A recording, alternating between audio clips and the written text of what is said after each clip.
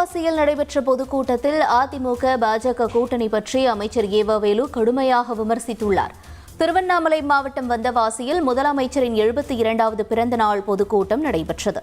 இந்த விழாவில் பேசிய அமைச்சர் ஏவவேலு, எப்பொழுதும் PS வீரப்பா போல சிரித்துக் கொண்டிருந்த எடப்பாடி பழனிசாமி உள்துறை அமைச்சர் அமித்ஷா முன்பு அடையாளமில்லாமல் அமர்ந்திருந்ததாக விமர்சித்துள்ளார்.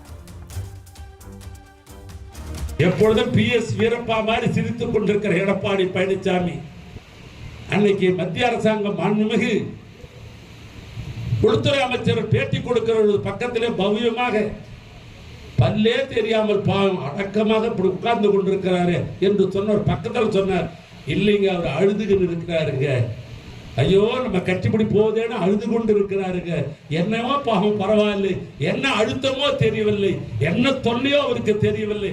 ஆனால் அப்படி என்று இன்றைக்கு நாட்டு மக்கள் எள்ளி நகையாடுகிற அளவுக்கு இன்றைக்கு அதிமுக நிலை போய்